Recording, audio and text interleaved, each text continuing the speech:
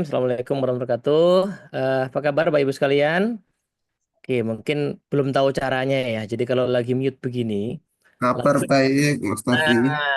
Pengen nyaut-nyaut, itu caranya adalah pencet spasi yang lama. Itu nanti kalau bisa dia unmute sementara, kalau spasinya kita lepas, dia mute lagi ya. Coba tes dulu ya, pencet spasi yang lama, tes gitu ya. Tes, tes, ayo tes, tes, tes. Tes. Apa dilepas dia Tes. mute lagi gitu ya. Nah gitu nanti kalau mau apa namanya nyaut-nyaut ya kan mau komen-komen silakan begitu. Soalnya khawatir juga kita kalau nggak di ini ya nggak di mute ya. Kadang-kadang lagi diomelin istrinya kedengeran gitu kan. Ya jadi bagusnya emang amannya di mute dulu ya.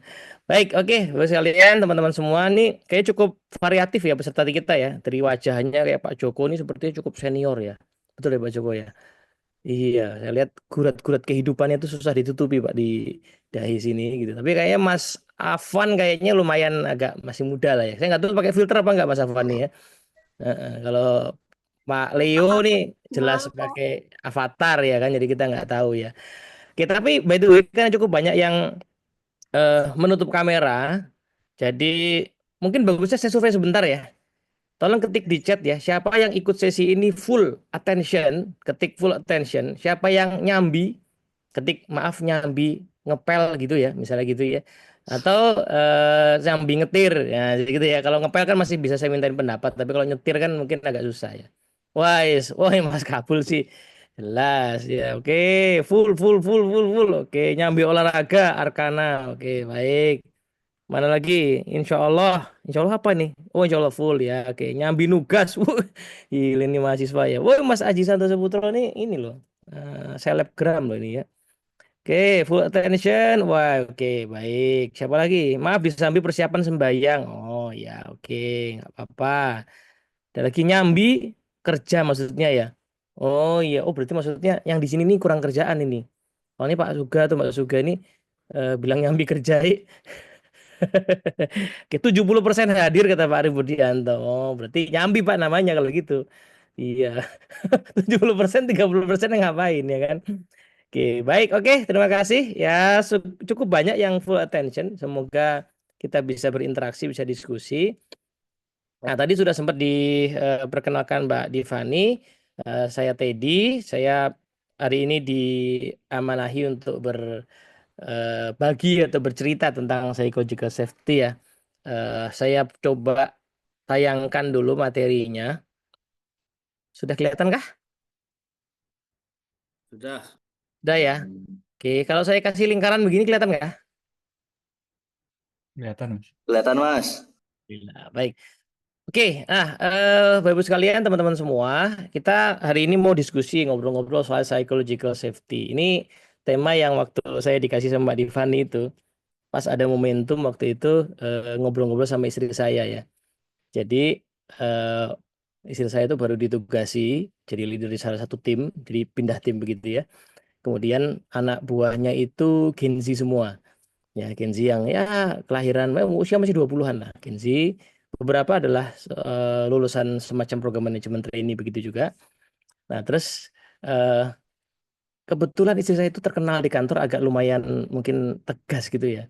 Jadi pas dia baru menjabat di tempat baru ini lalu one on one sama timnya, salah satu timnya tuh ngomong begini, ditanyakan, mungkin kalau saya Mbak Divani gitu ya, Mbak Divani, jadi kamu ekspektasi apa dengan saya sebagai leader ya? Nah, kalimat pertama yang muncul tuh kalimat ini nih. Ya, Mas Teddy, kalau bisa saya tuh berharap di tim kita ada psychological safety, nah, gitu ya. Terus komentar isi saya adalah, hah, anak muda zaman sekarang ini yang dicari rasa aman aja, katanya gitu ya. Sehingga kata ini tuh awal mulanya punya kesan yang agak kayak mana orang mau kerja pengennya aman terus ya gitu kan. Nah, jadi kemudian saya juga punya rasa penasaran gitu kan. Saya udah lama dengar istilah ini, cuman mungkin kalau kita amati emang agak belakangan ya kita agak populer di sini. Jadi boleh nggak saya ajak survei dulu di chat ya. Bapak Ibu sendiri kalau dengar kata psychological safety itu yang apa namanya, yang kepikir apa, yang kebayang apa gitu loh. Boleh ya, silakan ketik di chat ya.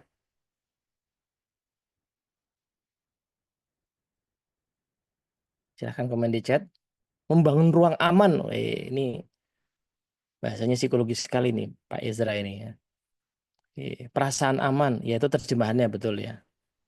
Apalagi kira-kira perasaan aman, yes, menyampaikan ide gagasan, kata Pak Wahyu. Zona aman, siap Pak Joko. Berpendapat, pemenuhan safety need. Wah, ini agak-agak Maslowian ya. Bu Nina ya, siap. Apalagi,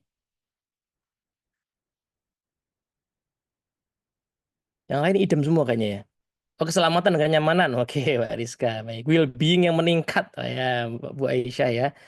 Aman dalam beraktivitas di pekerjaan. Percaya diri mengajukan ide dan gagasan. Wah, siap.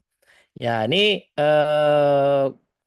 menarik sekali karena kurang lebih ya beberapa yang sudah disampaikan. Saya nggak tahu yang belum bicara mungkin ini paling tidak punya kemiripan dengan yang mau kita bahas ya. Kondisi kondusif untuk berkembang. Wah, kata Bu Sri Lestari. Oke, siap. Bu Linati bilang mau taking interpersonal risk di perusahaan tapi tetap bisa merasa aman. Wah, ini menarik nih. Pengen saya pengen ngambil risiko interpersonal mungkin kayak semacam menegur atau bicara tetapi tetap merasa aman. Oke, siap. Terima kasih buat yang sudah berpendapat ya. Yang belum boleh masih di chat.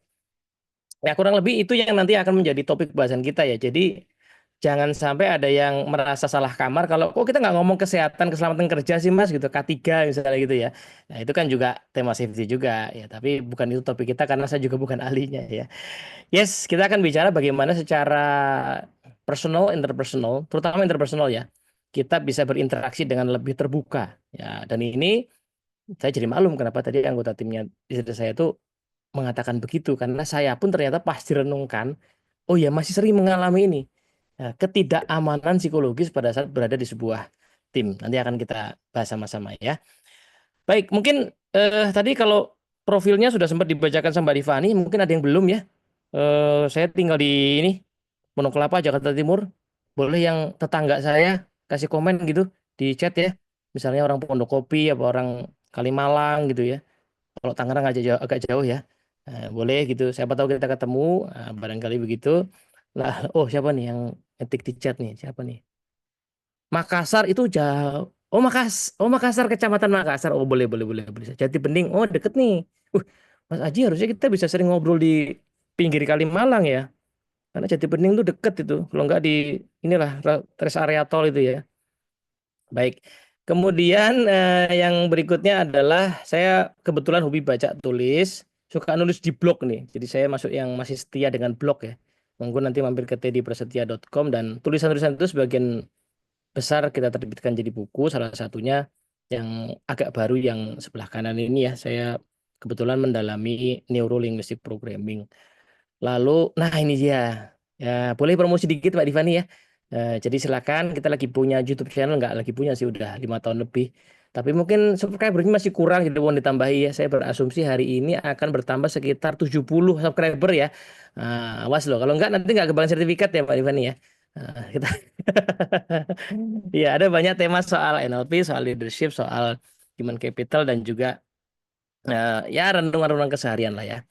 Oke, kira-kira begitu. Tambahan sedikit ya.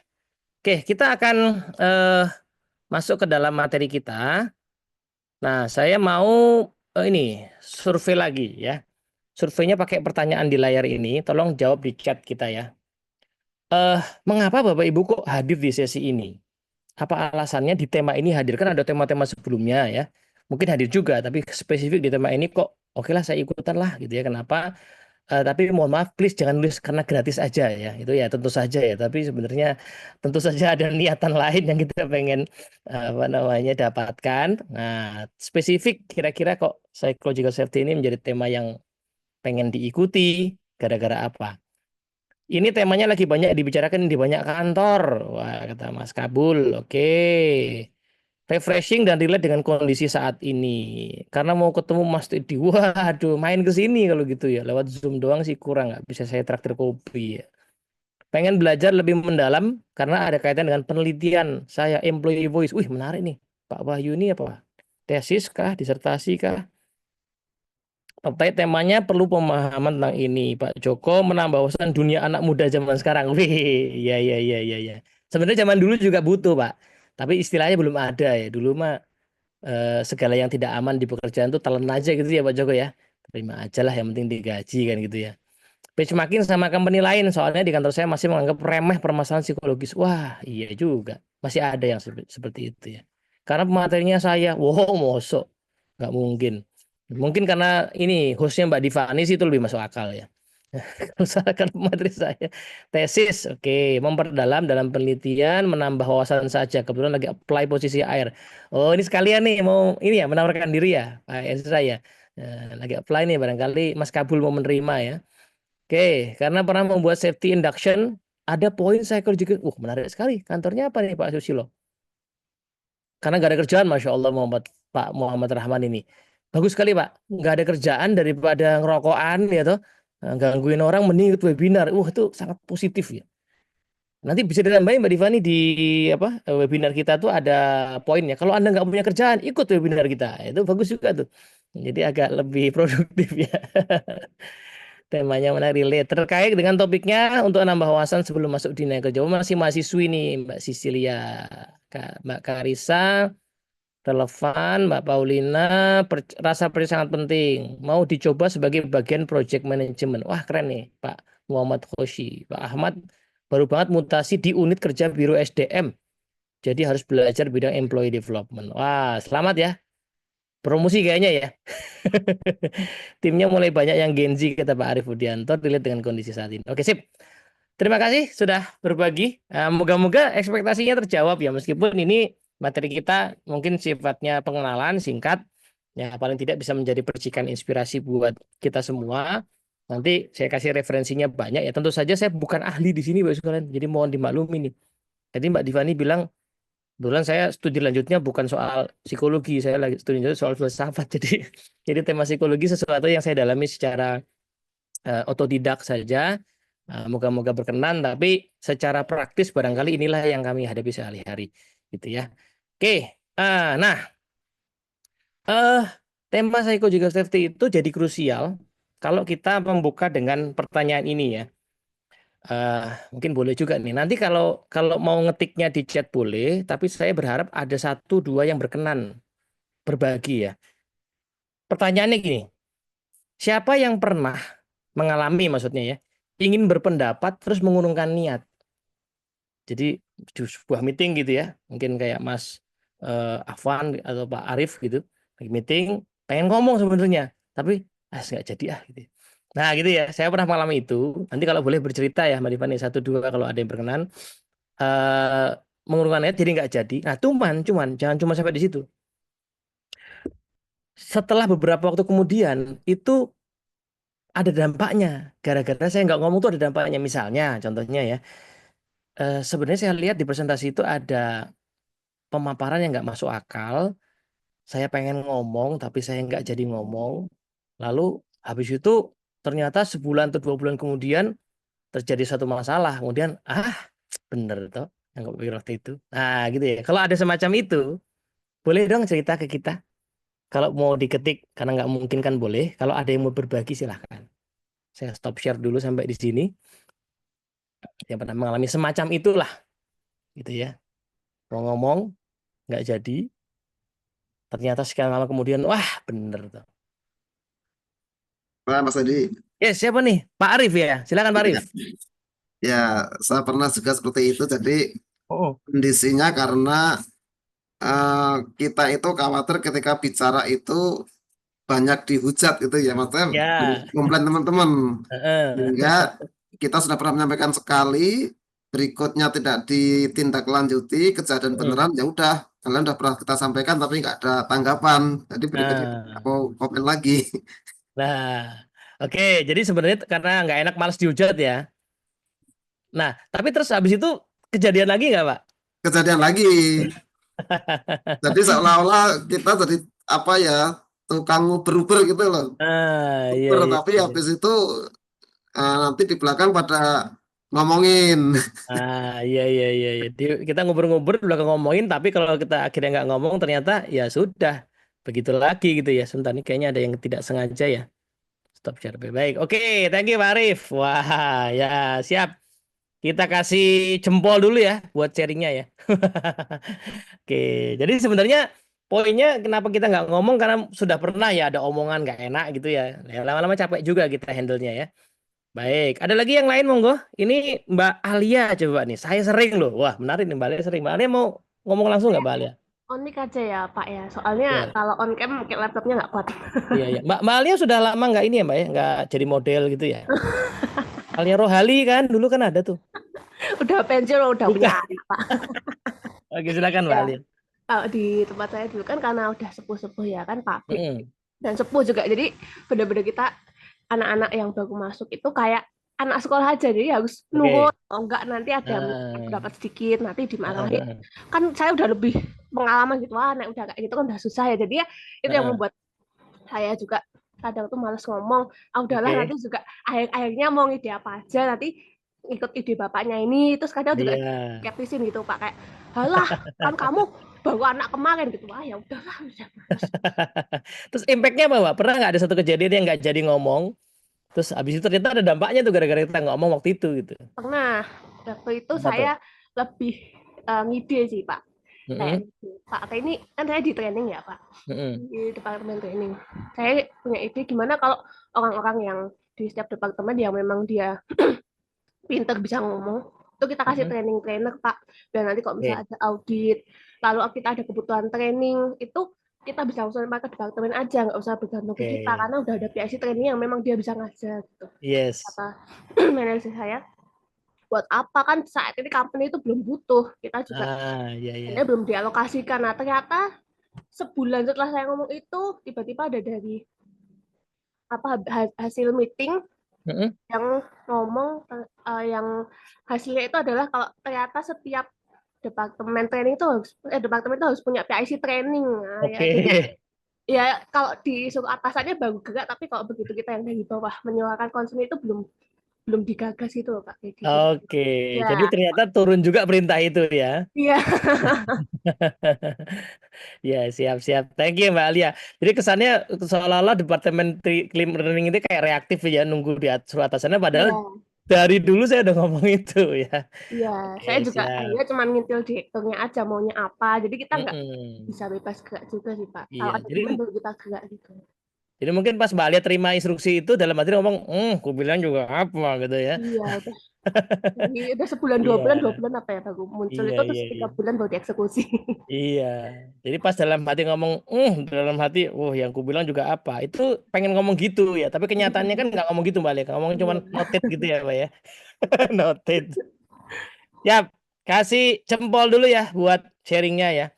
Ini ada juga Mbak Nina yang bilang sering juga, lalu Mbak Paulina, saya seringnya jadi tempat rasan-rasan orang yang harusnya bicara tapi berpikir percuma lah. Wah, siap. Thank you Mbak Nina, Mbak Paulina, Mbak Alia, tadi juga Pak Arif ya yang sudah berbagi ya. Jadi mungkin kita lanjut dulu. Jadi pertanyaan ini jadi krusial ya. Oh sebentar, ini ada yang raise hand. Siapa Pak Nyoman? Mau sharing atau mau bertanya Pak Nyoman? Boleh sharing, Pak? Oh sharing dulu ya, boleh. Ya, Silakan. baik, terima kasih waktunya. Hmm, Saya juga pernah mengalami begitu, Pak. Cuma ini kasusnya terkait dengan pembuatan surat gitu. Oke. Jadi kita sudah buatkan konsep surat, Hmm, ditolak nih sama atasan saya langsung, hmm, atasan hmm, hmm.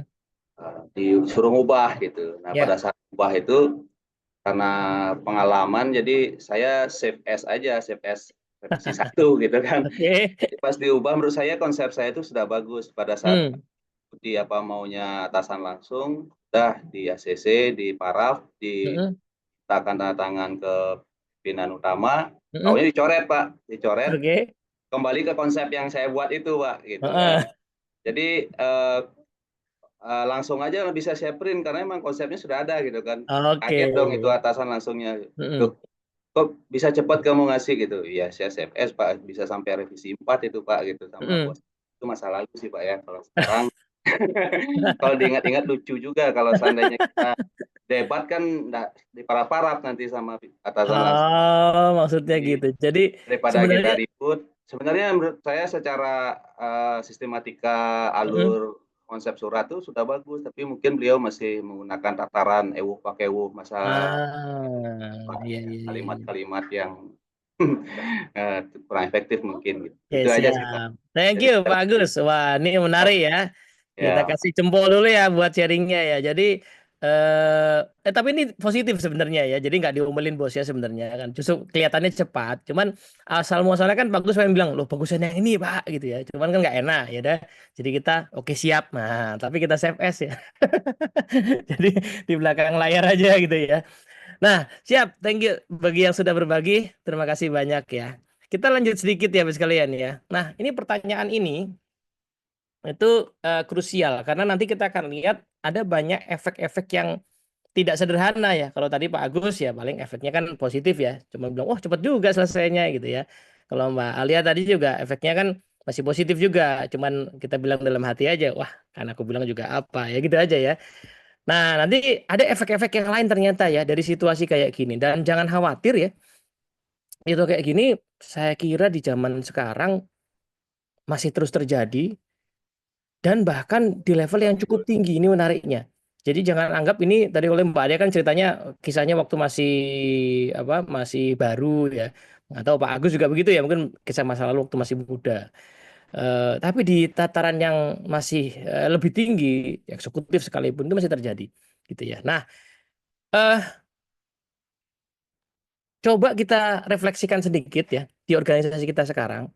Apakah masih ada semacam aturan nggak tertulis yang semacam ini?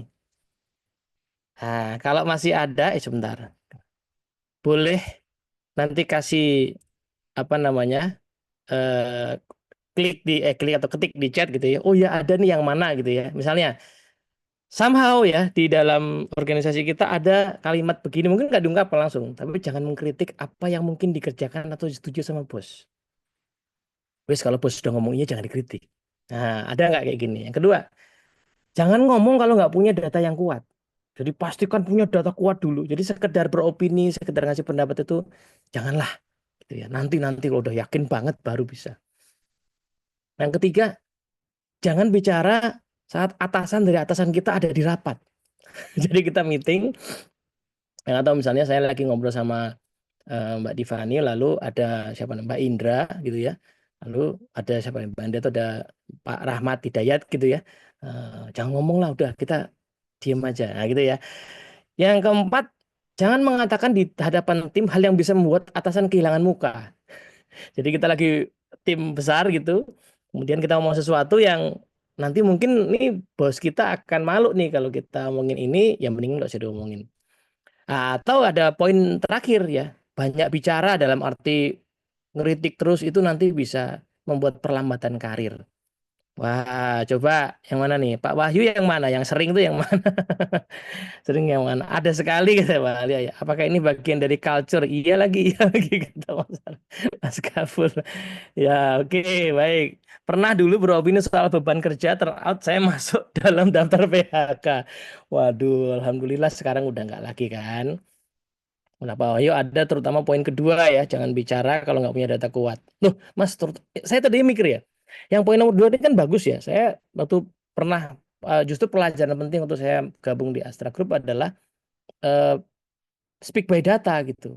Jadi kan kalimat itu bener dong ngomong pakai data. Tapi sebenarnya dalam konteks psychological safety ya kita itu kan bicara sesuatu yang sekedar opini dalam konteks yang ringan kan ya boleh-boleh saja meskipun nanti harus dibuktikan ya diverifikasi pakai data gitu. Nah, semua saya pernah ketemu kata Pak Agus dituntut speak by data poin 2 ya. Jadi tidak salah tapi kadang-kadang karena saya belum punya saya nggak berani ngomong padahal sebenarnya ya dalam konteks brainstorming apalagi ya kita pakai misalnya design thinking gitu brainstorming kan nggak semuanya harus pakai data dulu ya semuanya kita tuangkan dulu. Nah itu pun kalau nggak berani ngomong, nah inilah sebenarnya salah satu ciri-ciri kondisi kenapa nanti akhirnya kita butuh psychological safety di organisasi. Nah soalnya kalau nggak ada ini apa, nah nanti kita lihat ya dampak jangka panjangnya seperti apa ya. Oke, ini ada chat. Oh, ini ya kalau mau rename ya. Oke, baik. Pertanyaan juga nanti boleh ditaruh di link itu. Oke, itu tadi background, baru sekalian ya. Sekarang kita mulai masuk lah sedikit ke definisi supaya pemahaman kita sama ya. Tadi sebagian besar pas saya survei awal sudah ada yang memahami sepertinya dari jawabannya, tapi bolehlah kita samakan definisi. Tema psychological safety sebenarnya udah lumayan panjang perjalanan intelektualnya, tapi mungkin kalau kita telusuri, dia mulai muncul menjadi sesuatu yang viral gitu ya, hype itu ketika ada ahli namanya Bu Amy Edmondson ini ya. Dia seorang profesor peneliti. Ini ya tadinya temuan dari disertasinya dia yang dia cerita tidak sengaja ya ditemukan itu. Tapi tentu saja nanti dia cerita bahwa genealogi pemikirannya nggak cuma dari dia sendiri ya. Nah, kalau nanti suka baca buku, silahkan cari buku judulnya The Fearless Organization. Nah, ini buku yang sangat bagus untuk mengantarkan kita soal psychology safety. Itu subjudulnya dia bilang Creating Psychological Safety in the Workplace for Learning, Innovation, and Growth. Nah, kata kunci 3 ini penting. Tidak semata-mata sekedar kita pengen punya rasa aman, yang enak, yang nyaman kerja gitu ya. Tapi sebenarnya apa yang dihasilkan dari rasa aman itu yang jauh lebih penting, yaitu orang bisa belajar terus, orang bisa berinovasi, dan orang bisa bertumbuh. Kalau orang secara kolektif bertumbuh, dia akan menjadi budaya lalu menjadi pertumbuhan organisasi gitu ya. Nah, makin viral lagi ketika kemudian muncul proyek di Google ya. Jadi Google itu pernah bikin satu proyek untuk meneliti apa sih yang membedakan tim yang highly functioning ya, highly productive dengan sangat serius ya. Judul proyeknya namanya Google Aristotle Project gitu ya. Nah, jadi saya penasaran kenapa namanya Aristotle gitu kan. Rupa-rupanya katanya gini. Jadi mereka itu kan terbiasa kerja tim ya dalam tribe atau squad gitu. Lalu eh, mereka pengen tahu kok ada tim-tim yang efektif banget kerjanya, bagus, produktif, inovatif, ada yang so-so aja. Nah, lalu dibuatlah inisiatif penelitian itu ya, yang mimpin juga cukup cukup kredibel gitu ya. Lalu mereka bikin hipotesis lah ya, kira-kira apa aja yang mungkin mempengaruhi kinerja tim. Nah, intinya mereka pengen dapetin semacam esensi ya. Apa esensi dari teamwork itu? Nah, tadi si Bu Emi juga sama tuh. Dia juga awal mulanya pengen meneliti soal teamwork ya, teaming, tapi di dunia di dunia kesehatan, di rumah sakit, di keperawatan, di kedokteran gitu. Nah, by the way, esensi itulah kan salah satu tema pokok pikiran si Aristoteles ya. Nah, singkat cerita, dari semua hipotesis yang dia coba diajukan, yang agak mengejutkan adalah ini ya. Jadi sementara ada banyak misalnya indikator apakah termasuk ya gaji, lokasi kerja, desain tempat kerja, ternyata 5 ini yang paling tinggi ya, betul ya. Lalu yang nomor 1 itu menariknya adalah psychological safety. Ya, jadi di antara 5 tertinggi itu psychological safety, dependability ya, apakah bisa tim itu dependable gitu ya, bisa get things done.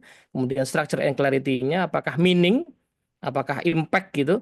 Tapi ternyata nomor 1 psychology. Nah, ini riset ini yang bagi para peneliti saat itu cukup mengejutkan, dibuat makin viral lagi sama salah satu reporter yang mungkin Bapak Ibu kenal ya, judul bukunya The Power of Habit ya. Ada yang pernah baca mungkin ya. Buku itu agak viral tuh beberapa tahun lalu. Nah, sebelum nulis buku itu si Pak Charles Duhigg ini dia nulis artikel di New York Times, What Google Learned from its Quest to Build the Perfect Team. Nah, jadi penelitiannya si Google tadi jadi viral gara-gara yang nulis ya salah satu orang yang cukup terkenal namanya Pak Charles Duhigg ini. Nah, jadilah tema psikologi itu sekarang jadi tema yang luar biasa, cukup banyak dibahas. Mungkin tadi kita juga pernah dengar-dengar, pernah baca-baca. Saya kemudian mau ambil nih satu poin definisi ya dari Bu Emi ya. Apa maksudnya psychological safety sebenarnya? Nah, dia bilang begini, psychological safety itu kalau boleh diterjemahkan secara agak luas, itu bisa dibilang sebuah iklim. Nah, nanti ini agak membedakan dengan istilah lain namanya trust. Kan subjudul kita membangun budaya percaya ya.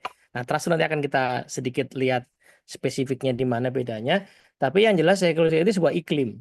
Iklim yang orang itu bisa secara nyaman mengekspresikan apa yang dia mau sampaikan dan menjadi dirinya sendiri. Gitu ya. Wah, ini kan kata-kata yang Gen Z banget ya. Berekspresi dan jadi diri sendiri gitu. Ini yang agak-agak tua-tua gini sih, apa ini gitu ya. Tapi ntar dulu yang tua juga belum tentu aman loh ya kan. Jadi hati-hati ya. Nah, lebih spesifiknya adalah ketika orang tuh ngerasa punya psychological safety di dunia kerja, ini kata kunci yang lebih penting ya. Mereka bisa nyaman berbagi berbagai concern-nya ya, bahkan mungkin berbagi kesalahan yang dilakukan tanpa rasa takut ya, tanpa khawatir untuk dipermalukan gitu. Nah, itu kata kuncinya. Jadi kalau tadi kita bayangkan Mbak Alia itu ya, eh, pada saat mungkin ya anggaplah dia baru, lalu kemudian ngusul tadi gimana kalau ada PIC training, terus wah nggak butuh.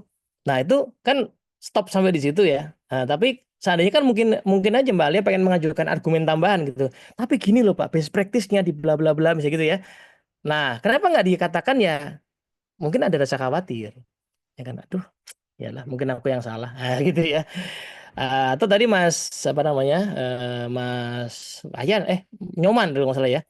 Eh, kita mungkin punya argumen, Pak sebenarnya kalau tata bahasa yang tepat tuh seperti ini suratnya, tapi kemudian udahlah nggak usah lah, save as aja lah gitu. Nah, itu menandakan ini ya, psychological safety masih masih belum terjadi atau belum cukup lah, belum memadai di situ. Nah, ide dari psychological safety itu seperti itu. Bagaimana orang bisa mengekspresikan secara nyaman, even termasuk pemikiran atau kesalahannya. Nah, ada satu ahli lain yang bukunya juga sangat menarik ya, Bapak Ibu sekalian ya. Dia bukunya itu tipis sebenarnya, tapi agak lebih lebih on point menurut saya dibandingkan bukunya Bu Emi tadi. Namanya Pak Timothy Clark. Nah, dia mengembangkan satu framework yang judulnya adalah The Four Stages of Psychological Safety. Jadi dia cerita begini nih sederhananya ya. Psychological safety itu letaknya pertengahan ya. Satu sisi adalah paternalisme, di sisi lain adalah eksploitasi. Nah, jadi hubungan organisasi itu bisa di kontinum yang dua ini. Nah, dia tuh ada di tengah-tengahnya. Ya kan? Di tengah-tengahnya yaitu ada 4 tahapan. Pertama adalah apakah orang merasa aman masuk di dalam satu lingkungan itu. Saya tuh diterima nggak? Nah, itu satu. Jadi orang misalnya Mbak Divani, nanti Mbak Divani saya boleh tahu masih kuliah apa sudah bekerja penyambi? Masih kuliah, Mas. Masih kuliah ya, kuliah, kemudian nanti pas lulus lalu masuk kerja, ya kan? Nah, apakah pas masuk kerja di sebuah tim itu langsung ngerasa diterima gitu loh? Nah, kalau iya, oh berarti dapat yang satu nih, inclusion safety namanya. Oke, diterima ya kan? Soalnya ada juga yang enggak kan, baru masuk kemudian langsung sana bikinin teh dulu, bah, itu kan tidak merasa diterima ya. Tapi kalau kok enak lingkungannya ya. Yang kedua itu namanya learner safety. Setelah dia merasa diterima, yang kedua adalah dia merasa aman untuk belajar. Nah, jadi merasa aman belajar itu artinya ya dia enak nyaman aja buat bertanya. Kalau nggak tahu nanya tuh nggak apa-apa. Mencoba lalu bikin salah ternyata nggak apa-apa. Lah kalau dia merasakan learner safety itu ya oke, dapat itu ya. Nyambung lebih tinggi lagi contributor safety. Jadi bagaimana kita itu nyaman untuk berkontribusi, ngusul, ya, melakukan sesuatu, nggak takut-takut, nggak minta approval terus ya. Tadi Pak Nyoman tuh mungkin di sini ya, contributor safety ya, belum dapat di situ karena, aduh saya punya pemikiran ini, tapi ntar aja deh gitu ya, saya iyain dulu aja gitu. Nah, yang terakhir challenger safety ya, bagaimana kemudian kita bahkan bisa men-challenge gitu, menantang, tentunya dengan cara yang baik gitu ya. Kan katanya begitu ya, sekarang kita boleh ngeritik tapi sopan katanya gitu ya. Nah, ini Pak Timothy Clark ini menggambarkan ini. Jadi menurut saya ini agak cukup on point untuk memahami barangkali lingkungan kerja kita itu inclusion safety-nya oke, nggak ada orang merasa terancam, ya kan nyaman. Tapi apakah orang nyaman untuk berkontribusi? Apakah orang nyaman untuk belajar? Nah, itu yang nanti bisa kita telah lebih jauh gitu ya. Baik, ini ada chat, saya cek sebentar. Oh, bukan ya. Bukan pertanyaan. Baik. Nah, kurang lebih seperti itu definisi dari psychological safety. Saya mungkin mau post sebentar di sini ya, definisinya. Ada yang mau bertanya atau berkomentar atau menambahkan juga boleh ya. Barangkali ada yang punya bacaan lain gitu ya, atau mungkin referensi lain, atau bahkan sudah mulai meneliti. Tadi beberapa orang mengatakan sedang melakukan penelitian ya. Ada yang mau Mas, berkomentar? ini saya mau bacakan beberapa pertanyaan yang udah masuk di Oke. Slido, Kalau boleh ya, Mas ya? boleh, kalau relevan dengan yang sebelum ini kita bahas aja sekalian ya. Yuk. Oke. Ini ada pertanyaan dari Anonymous, apakah Wih, lingkungan kerja yang psychologically safe itu selalu berbudaya egaliter gitu? oke, nanti boleh ya yang bertanya ini sharing sedikit maksudnya egaliter di sini yang dimaknai seperti apa gitu. Ada mau berbagi nggak kira-kira yang bertanya ini? Egaliter itu yang dipahami seperti apa? Iya Mas, saya Ah, kebetulan ya. yang tanya. Siapa nih dengan belum Thomas. kelihatan. Sorry, oh Mas, siapa? Iya, suara saya masuk Mas. Masuk, cuman maksud saya belum melihat. Oh Mas Thomas, oke. Oke, baik. Oke. Silakan Mas Thomas. Ini saya panitia tapi juga ikut belajar Mas di sini. Monggo, monggo, monggo. Iya, Ya. karena kebetulan jadi salah satu hal yang saya teliti juga. Ini Hmm. Mas, kalau egaliter, mungkin yang di bayangan saya kaitannya sama tadi itu ya, apa namanya, aman untuk berpendapat. Kemudian kan kadang kita juga melihat ada budaya yang sangat apa namanya, sangat struktural begitu dalam artian Mm-mm. pemimpin cukup dihormati, misalnya di Jepang atau di Indonesia Ah, juga.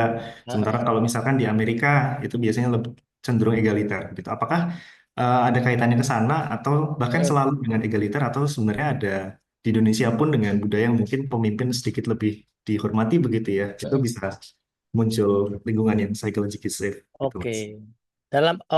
Egaliter dalam arti santuy, nyantai gitu ya. Tidak ada pak mbaknya, nggak ada gitu pakai nama gitu ya. Mungkin gitu ya definisinya. Apakah harus begitu atau sebenarnya dengan budaya kita yang ada unggah-ungguhnya masih bisa safety gitu pertanyaannya. Iya, bisa jadi seperti itu Mas. Ah ya. Saya lebih seneng saya lebih sepakat dengan yang kedua ya. Jadi tidak mesti orang yang tampak dari luar, organisasi yang dari luar tuh kayaknya santai, nggak ada struktur, agile gitu, ternyata nggak mesti. Ya buktinya Google itu. Google itu ternyata kan kurang agile apa sebagai organisasi ya. Tapi ternyata tidak semua tim di sana itu merasakan nomor satu itu terpenuhi ternyata. Yang apa namanya tim yang nomor satunya tinggi itu yang highly functioning. Ya kan berarti ada yang tim yang tidak highly functioning kan. Ya, berarti kan meskipun pakai agile metodologi misalnya ternyata nggak mesti begitu. Nah, sebaliknya kalau saya lihat misalnya saya nggak tahu ya dari luar paling nggak ya di psikologi UGM yang menyelenggarakan program ini ya. Bapak Ibu pimpinan kita ya Mas Rahmat Hidayat, Pak Mariono gitu kan.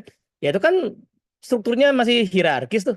Tapi kayaknya sih orang nyaman aja ya ngobrol berpendapat gitu kayaknya nggak mesti khawatir ya. Ya paling apa namanya budaya Jawa agak munduk-munduk sedikit tapi yang ngomong juga ya kan. Ngeritik tapi pakai nuwun sewu ya. Yang penting ngeritik kan boleh tapi pakai nuwun sewu Pak saya mau menyampaikan pendapat gitu. Jadi saya lebih ngelihat yang di situ ya. Di budaya yang kelihatannya luwes orang masih bisa saja merasa tidak aman. Jadi nanti ini mungkin masuk ke genre apa namanya ya, leadership as behavior ya, leadership sebagai perilaku ya.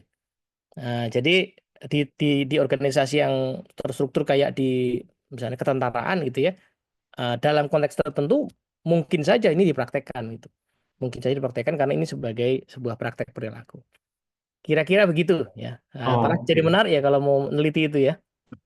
Oke, terima kasih banyak Mas Teddy. Sama-sama baik. Oke, baik. Ada lagi nggak kira-kira Mbak Divani yang agak relevan dengan sebelumnya? Kurang lebih dua pertanyaan lagi mirip-mirip sih, Mas. Sip ya. Oke, Kurang baik. lebih Nanti ininya, mungkin iya. kita taruh belakang ya. Ya. Nah, tapi ini kebetulan ada yang ngechat satu. Saya coba baca dulu barangkali relevan dengan ini ya. Apakah ada risiko pengambilan keputusan menjadi lebih lama? Jika iya, bagaimana menjaga keseimbangannya? Bebas menyampaikan pendapat tapi masih efektif. Oh ya, ini poin menarik nih. Nanti di akhir kita akan bahas soal sebenarnya psikologi itu bukan juga soal semua boleh, nggak gitu juga ya. Semua boleh, santai, nggak gitu juga. Tapi yang penting ada ground rules gitu. Ground rules yang dibicarakan secara terbuka. Gitu. Bahkan sebenarnya ya justru orang yang ngerasa ini kok jadi lama banget ya kita ambil keputusannya. Ya itu nyaman nggak dia ngomong gitu. By the way kita kok jadi bertele-tele ya. Ini deadline-nya tinggal seminggu lagi loh ini. Nah, justru kenyamanan orang menyampaikan itu sehingga oh ya bener juga. Ya udah kita kerjain aja lah. Nanti next-nya kita perbaiki lagi. Nah, justru kenyamanan orang untuk mengungkapkan itu yang barangkali juga bagian dari psychological safety. Nah, tapi nanti itu diantisipasi pada saat kita bikin ground rules ya di bagian akhir kan kita akan bicara soal setting the frame ya. Nah, itu yang akan nanti menjadi keputusan gitu. Dan juga dia tidak menafikan psychological safety itu tidak menafikan kemungkinan bahwa peran leader itu adalah pengambil keputusan. Jadi bukan mentang-mentang aku tuh pengen bikin safe, lalu kemudian aku nggak boleh decisif. Ya enggak dong, ya kan produksinya leadership kan keputusan. Ya kan saya sebagai leader itu produksi saya decision. Kalau saya nggak bisa decisif ya apalah nggak jadi leader gitu. Nah, tetapi dalam menuju keputusan, apakah ide-ide itu bisa dikeluarkan? Nah, itu yang paling penting kan. Jadi ada beberapa view. Nah, habis itu saya mesti ketok palu pasti gitu. Itu nggak menafikan kondisi itu ya. Nggak menafikan juga nanti bahwa ada orang yang membuat kesalahan fatal lalu kita tegur bahkan mungkin di PHK. Itu nggak menafikan juga, tidak menafikan poin itu ya. Baik, lagi kita lanjut dulu ya. Nah, sekarang kita mau bahas mengapanya lebih dalam ya. Kenapa kok jadi penting sekali bahas ini gitu loh. Pertama, kalau dari risetnya si Mbak Emi ini atau Bu Emi lah ya, wajahnya kayaknya udah agak ini ya, agak ubanan ya. Mungkin orang bule suka gitu ya. Jadi di risetnya tuh eh, mengatakan bahwa psychological safety punya hubungan yang sangat krusial dengan kinerja di tempat kerja, melingkupi industri kesehatan ya, manufaktur, sekolah dan pemerintahan. Ini menarik sekali, gitu. Jadi bukan hanya di satu dua industri, masuk di pemerintahan juga. Nah, dan dia hanya ini bukan isu di tataran level staff, pelaksana ya bahasa kini ya, level cungpret, bukan cungpret doang yang takut ngomong gitu loh.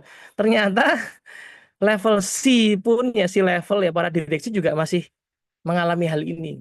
Ya saya bisa membayangkan si situasi ini ya karena waktu itu kami pernah ada di satu project merger dua perusahaan. Perusahaan ini 3 stakeholdersnya. Jadi pemegang saham, shareholdersnya ya. Satu perusahaan dari Hong Kong, satu perusahaan dari Timur Tengah, satu lagi ada saham pemerintah di Indonesia juga ya. Nah, masing-masing kan punya perwakilan direksi ya, yang belum tentu saling kenal dekat gitu ya. Terus mereka sekarang harus jadi board of director, salah satunya ditunjuk menjadi presiden director. Saya bisa membayangkan bahwa nggak mudah loh untuk bicara di situ karena di tataran itu omongan itu kan sesuatu yang dipegang ya. Nah, dan saya ini mewakili shareholder saya gitu ya. Kalau saya bilang oke, berarti saya bilang shareholder saya bilang oke. Nah, jadi di meeting itu awal-awalnya awkward banget gitu. Karena saya nggak kenal secara mendekat orang ini, bahasa budayanya beda. Yang satu kalau meeting naruh wine, yang satu sholat sunnah dulu ya, di Timur Tengah gitu. Jadi ternyata di level C pun demikian gitu. Nah, yang menarik adalah ternyata si Mbak Emi ini waktu menelusuri dia bikin studi literatur waktu disertasinya itu menemukan bahwa tema psikologi itu sudah dibahas sejak cukup lama ya. Tahun 60-an itu kalau Bapak Ibu familiar dengan pakar budaya ya, organisasi, orang yang mempopulerkan lah bisa dibilang begitu ya, mempopulerkan kajian tentang organization culture itu kan orang namanya Pak Edgar Schein ini ya. Pak Edgar Schein ini dia bisa dibilang yang mengkontekskan kajian budaya tadinya di agak lebih luas. Mungkin kalau pernah dengar mungkin Douglas Hofstede gitu. Nah, sekarang sama Pak Schein dibikin di organisasi. Dia kolaborasi sama Warren Bennis ini, orang yang disebut sebagai bapak studi kepemimpinan gitu ya. Jadi kalau studi manajemen bapaknya katanya Pak Drucker, ini leadership namanya Pak Bennis. Dia bilang memang di tahun itu di bukunya Psychology itu sudah membantu orang supaya bisa mengatasi ketidakpastian dan kecemasan ketika ada perubahan organisasi. Nah, bahkan saya lebih lanjut bilang bahwa kalau lingkungan kerja itu safe, maka orang tuh akan tidak terlalu defensif. Kalau ngomong tuh santai, nggak ngegas, nggak gampang nggak gampang julid, nggak gampang nyinyir gitu ya. Dan juga mengatasi learning anxiety, maksudnya begini, nggak takut untuk berbuat kesalahan karena dari kesalahan itu ada pembelajaran gitu ya. Nah, kalau organisasi itu bisa punya nuansa yang safe, maka orang bisa fokus sama tujuan dan tidak fokus pada self protection. Jadi orang bisa mikir gimana cara saya capai target. Nah, itu kan menarik. Bukankah itu esensi organisasi ya, mencapai tujuan gitu, kolaborasi mencapai tujuan. Nah, kalau lingkungan kerjanya tidak aman, maka orang akan sibuk mencari rasa aman sendiri. Yang penting beres, aku nggak peduli gimana yang lain. Moga-moga aku masih bisa dapat kerjaan dibagi di sini, aman posisiku, atau aku yang penting bisa dipromosi. Nah, malah nggak fokus di tujuannya. Nah, kira-kira gitu ya. Ini ada chat, coba kita cek dulu. Oh, bukan ya.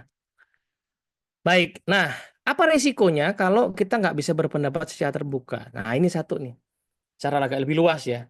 Ide nggak bisa mengalir. Jadi kalau kita tadi lihat subjudul bukunya Mbak Emi itu bicara soal innovation, salah satunya ya inovasi itu kan bibitnya dari ide dulu ya. Jauh sebelum ide itu divalidasi, diverifikasi, ya ide dulu mentah sementah-mentahnya ide keluar dulu. Nah kalau nggak ngalir maka kita nggak punya bahan buat inovasi. Nggak ada feedback. Nah ini impactnya ngeri nih. Tidak adanya feedback di industri yang aman mungkin oke. Paling-paling salah tadi ya, siapa tadi Mbak Alia, Mas Agus tadi ya, Mas Nyoman. Tapi kalau di dalam industri yang krusial seperti dunia kesehatan, salah satu yang disebutkan di Mbak Emi, risetnya dan kami pernah alami sendiri. Jadi ada satu rumah sakit itu yang menelusuri bahwa eh, medical error paling banyak disebabkan karena ketidaksterilan penanganan di rumah sakit. Menarik ya, rumah sakitku nggak steril. Nah, penyumbang tidak steril paling banyak adalah karena dokter itu nggak cuci tangan pada saat dia pindah pasien. Nah, pertanyaannya kan apa iya dokter nggak peduli sama pasien? Tentu saja dokter peduli. Masalahnya kan yang ditangani ratusan pasien. Kalau cuci tangan terus-terusan mungkin kan males ya kan? Jadi pindah pasien ya udah nggak cuci tangan, nggak pakai hand sanitizer begitu. Nah, pas dokternya lupa, sebenarnya perawat tuh bisa mengingatkan. Katanya perawat nggak enak, ragu-ragu gitu. Dok, kayaknya belum cuci tangan deh tadi. Nah, karena nggak mengingatkan, maka ya tadi ya, secara kumulatif resikonya jadi lebih tinggi.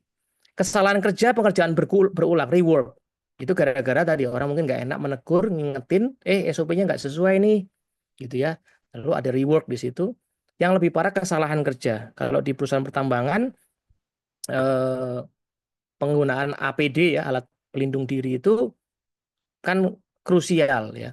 Tapi di lapangan kan suka nggak terpantau tuh. Ya, kemudian pas saya misalnya kerja bareng Mas Thomas tadi tuh, saya agak males pakai helm karena helmnya gerah gitu kan. Kemudian Mas Thomas ngeliatin saya karena saya agak lebih senior gitu ya. Uban saya lebih banyak. Mas Edi nggak pakai helm tuh.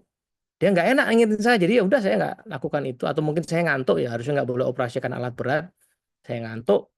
Dia nggak berani ngingetin saya gitu. Akhirnya kecelakaan kerja. Nah kecelakaan problemnya kalau pakai alat berat itu yang ditabrakin, yang nyusruk di tambang itu bukan Innova gitu ya, tapi alat berat yang harganya ratusan miliar ya. Nah kesalahan medis juga begitu. Jadi ngeri ya. Ini pentingnya psikologi itu ngeri. Paling minimal adalah kita sulit berinovasi karena tidak ada ide, itu paling minimal. Tapi paling maksimal adalah bisa menghilangkan nyawa gitu. Nah sekarang kita lihat nih. Apa yang bukan. Nah, tadi ya sebagai antisipasi supaya yang agak-agak senior yang Gen X ini jangan bilang, wah anak muda ini senangnya yang safe. Tenang saja ya. Definisi itu kan harus ada batasannya. Nah, apa yang bukan termasuk psychological safety itu ternyata ini. Psychological safety itu bukan mengandaikan manusia di organisasi harus saling setuju dan bersikap baik semua. Nah, jadi nggak boleh ada perdebatan, nggak boleh ada teguran. Loh, enggak, justru saya itu merasa safe itu justru saya bisa menegur Mbak Tiffany, saya bisa menegur Mbak Indra, saya bisa menegur Mas Kabul. Itu justru safe di situ. Jadi justru teguran itu memungkinkan dikeluarkan. Jadi bukan itu ya, bukan isinya nuansanya enak, santai, oke, nggak gitu.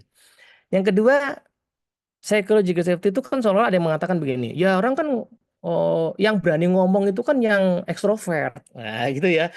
Ya, saya ini introvert ya, nggak cocok berarti ini buat saya. Nggak demikian ternyata ya. Justru lingkungan yang psychologically safe itu memungkinkan orang dengan karakter seperti apapun bicara. Ya, dengan gaya masing-masing. Nah, yang ketiga, ini tidak sama persis dengan trust. Maksudnya begini.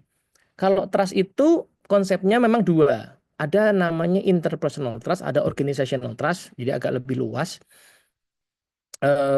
Psychological safety bicaranya iklim tadi di depan ya. Definisinya Amy Advance itu ini iklim. Jadi memang ngomongnya langsung minimal satu tim yang diomongin, bukan interpersonal. Gitu, relatif satu tim. Tapi yang lebih lanjut saya renungkan adalah gini.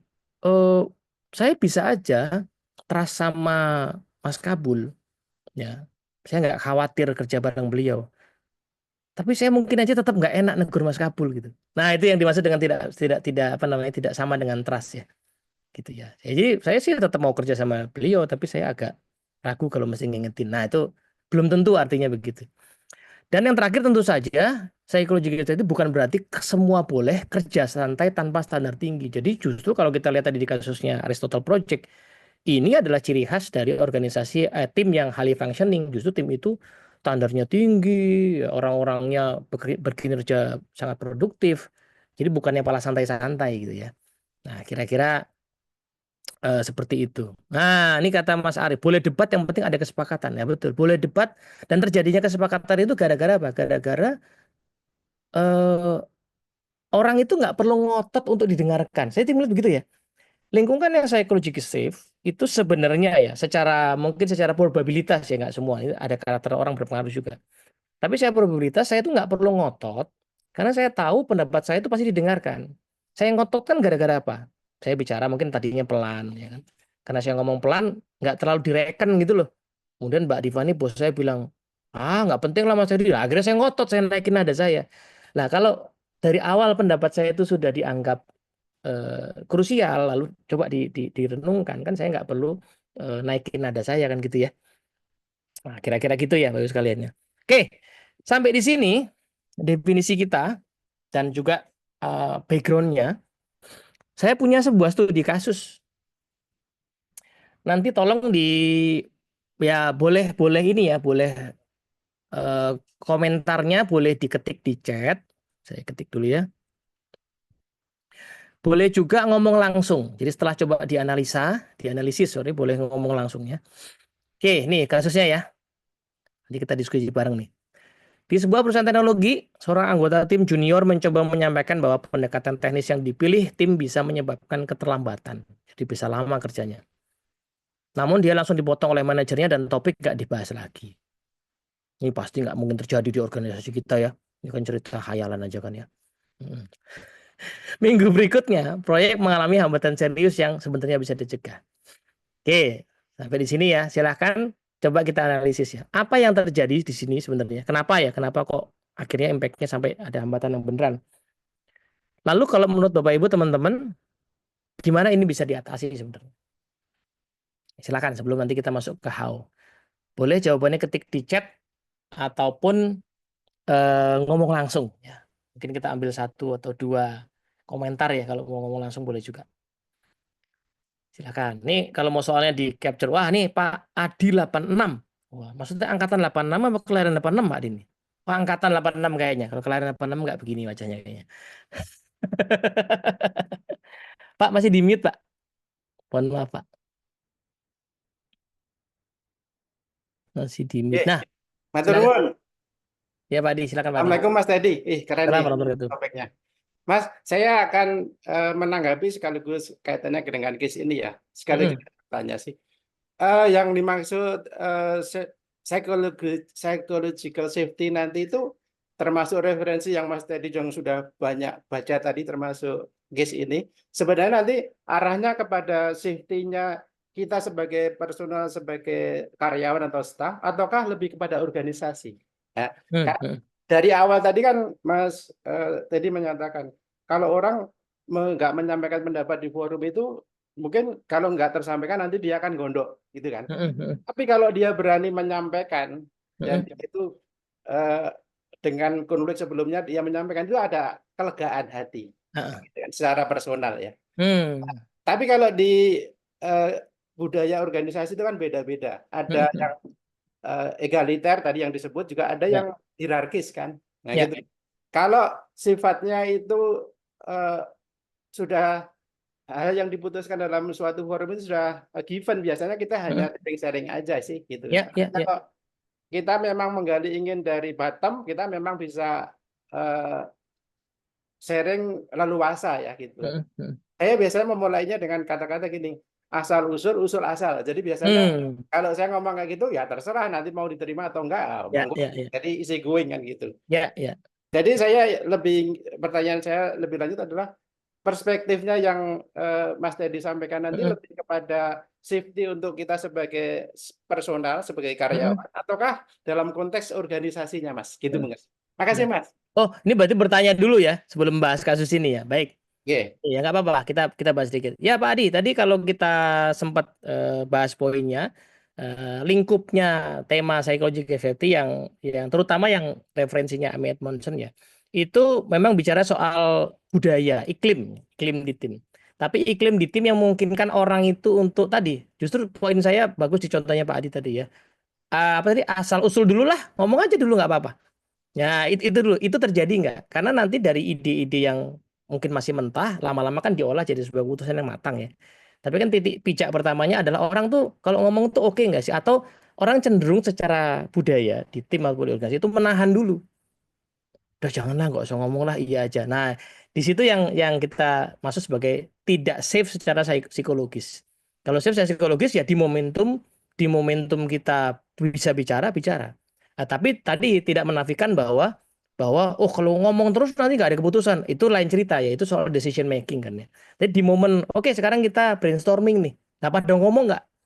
Ya sama lah kalau kita kuliah ya. Kan dosennya udah nyata-nyata mengatakan, silakan ada pertanyaan. Nah kok diem aja itu? Berarti kan tidak psychological safe ya kan. Nah, tapi kalau misalnya nilai ujian sudah dikeluarkan, dapat A, B, C, itu keputusan. Nah itu kan nggak usah ada pertanyaan kan udah keluar ya kan. Tapi pas ada momentum ada nanya nggak? Kenapa nggak nanya gitu? Nah itu berarti tidak secara psychological safe gitu. Nah kalau itu jadi budaya, artinya di banyak tim seperti itu.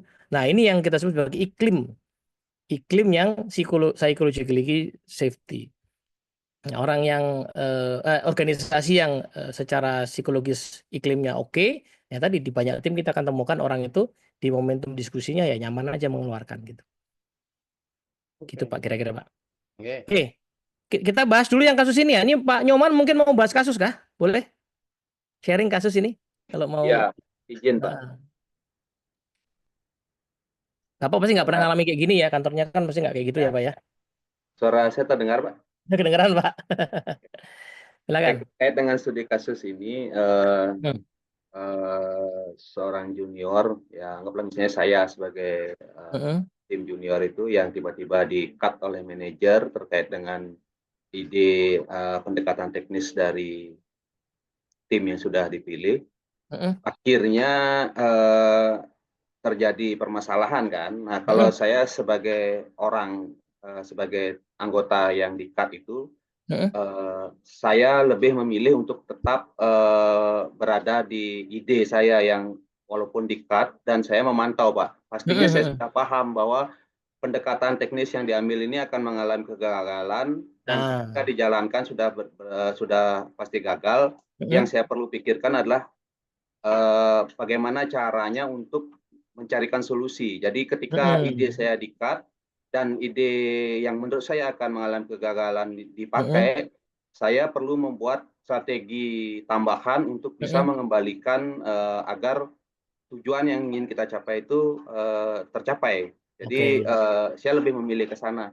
Karena secara pribadi saya pernah mengalami di tempat pekerja budaya yang saling menyalahkan. Saya sampai waktu itu karena kebetulan saya di bagian SDM, saya menyampaikan ngapain juga nyari yang salah, sekarang solusinya apa? Masalahnya nanti ada yang gondok gara-gara si A si B melakukan kesalahan, nanti aja punishment-nya. Kita fokus biar tercapai dulu tujuan. Habis itu kalau mau ngasih punishment nanti aja saya gitu. Karena waktunya terbatas. Saya sih menyampaikan itu sih Pak. Jadi sorry Pak Nyoman, saya clarify ya. Berarti kalau di situasi ini kalau Pak Nyoman jadi si staffnya ya udah pas dipotong iyain aja deh, diemin aja gitu ya. Nah, tapi pas ada kita ikuti keputusan yang dipilih oleh manajer, namun kita menyiapkan strategi ketika akan gagal karena kita sudah menganalisa tahu ya pasti terlambat, tapi kita keep tujuan goals-nya kan harus tercapai. Nah, jadi kita lebih naik lagi level kita, fokus ke visinya kita itu mau biar goals-nya ini tercapai, jadi kita siapkan strategi. Nah, nanti pada saat terjadi hambatan kan kita di dalam tim itu harus memikirkan juga, jangan sampai ya kan sudah pasti nih saya udah bilang gagal kan. Nah, kalau gitu seolah-olah kan lempar tanggung jawab juga, padahal ini menjadi tanggung jawab kita juga gitu sih Pak. Jadi maksudnya Pak Nyoman secara individual begitu ya. Ya sudah saya terima dulu aja, tapi saya siapin nih. Saya tahu nih bakal ada problem, saya siapin. Ya kan. Nah, cuman kalau kita lihat organisasi, berarti organisasinya tetap secara psikologis nggak safe ya. Karena saya mau ngomong lagi, ini mah percuma dah. Udah iyain aja dulu. Gitu secara organisasi tetap begitu ya. Iya, jadi untuk kasus yang harus diselesaikan yaitu pencapaian tujuan mungkin bisa tercapai, cuma budayanya itu Bisa jadi Masuk. Pak, bisa jadi Heeh. setelah kejadian ini kita Baru. mengungkapkan bahwa Pak ini kan saya sudah menganalisa dan ternyata Heeh. beneran terjadi. Nah, kedepannya Heeh. kalau lagi kita dijegal-jegal seperti itu, ya bisa jadi nih manajernya yang harus diputuskan kan. Iya. Siap, Eh, thank you Pak Nyoman. Kita kasih jempol dulu dong buat Ya. komentarnya ya. WC. Oke, ini ada jawaban di chat. Saya bacain ya. Dari manajer katanya Pak Ezra ya, perlu mendengarkan alasan junior. Sementara junior nggak perlu, juga perlu menyampaikan efektif dan nggak bertele-tele. Ya, dua sisi ya. Jadi perlu dibangun skill itulah, skill listening, mendengarkan sama menyampaikan. Ini buat antisipasi ya maksudnya ya. Pak Arief menyelesaikan masalah dan tim tidak merasa dia baik. Ya, tidak menyampaikan, terutama juga maka atasan menggunakan tipe kepemimpinan yang komunikatif dan persuasif. Atasan perlu memahami karakter tim juniornya dalam mengambil sikap. Oke, berarti sorotannya leadernya ya. Pak Wahyu, sederhana sebenarnya bahwa pendapat tim junior cenderung dipandang sebelah mata ya. Capek ya padahal ya, sebelah mata kan mandang begini kan capek ya. Harusnya kan dua mata aja gitu kan. Di sisi lain mungkin yang disampaikan si junior pendekatannya kurang jelas. Oh, mungkin si juniornya juga tadi ya ngomongnya masih agak ragu-ragu. Ya tentu saja namanya junior ya. Kalau udah pinter ya namanya senior ya. Ada penduduk yang kurang terkesan subjektif sehingga pesan nggak diterima dengan baik. Oke, bos kan fokusnya banyak ya. Pak Joko, iklim kultur perusahaan korporatif tidak support untuk munculnya psychology safety, perlu perubahan mindset. Ah, yes. Oke, staff Kandani yuk. Mbak Citra, Manda Citra ini, Kandani yuk ya. Oke, baik. Nah, kasus ini menarik karena saya ketemu ya hampir di semua organisasi, even termasuk di tempat saya sendiri itu masih terjadi. Dan ini lumrah ya, lumrah. Artinya begini, ini sesuatu yang alamiah. Penyebabnya ya menarik. Saya tidak kutip di sini, tapi kalau Bapak Ibu nanti pelajari, penyebabnya itu memang secara ini agak-agak temanya psikologi sosial sama sosiologis ya. Ada satu pakar namanya Erving Goffman ya. Dia nulis judul bukunya itu The Presentation of Self in Everyday Life. Jadi kita itu ternyata punya persona di banyak konteks yang selalu kita jaga ya. Saya mau ngajar, saya pakai outer, pakai jas. Saya mau ke mana, saya pakai dandan dan seterusnya itu kita selalu punya preferensi itu ya. Persona itu kita siapkan gitu. Nah, ini yang nggak mungkin dilepas dari manusia. Manusia selalu punya citra, makanya alamiahnya kita memang begitu. Mikir-mikir gitu loh. Ini kalau aku ngomong aman nggak? Kalau ngomong aku akan kelihatan pintar apa kelihatan bodoh. Nah, selalu ada seperti itu. Ya, jadi lumrah kalau kemudian kita pas kumpul jadi satu tim nggak mesti safe gitu ya. Nah, betul seperti main peran di panggung, betul kata Mbak Sisilia, betul. Jadi memang ya di ranah sosiologi itu namanya teater ya, panggung sosiologis ya. Kita selalu punya imajinasi sosiologis kayak gitu. Nah, makanya memang secara organisasi perlu ditata ya, karena ini nggak bisa dihindari, maka sebaiknya ditata. Nah, gimana cara bangunnya? Nah, saya terus terang tidak punya pemikiran orisinil sendiri saat ini, jadi saya pakai referensi saja. Mbak Amy Edmondson ini punya 3 tahap katanya ya. Tahap setting the stage ini asumsinya begini, saya punya tim atau punya organisasi yang saya pengen bangun secara psikologi supaya lebih aman seperti apa. Nah, tahap pertama adalah setting the stage ya, gimana kita memastikan orang itu kemudian paham yang mau kita lakukan apa. Kemudian yang kedua, kita ngajain orang-orang berpartisipasi.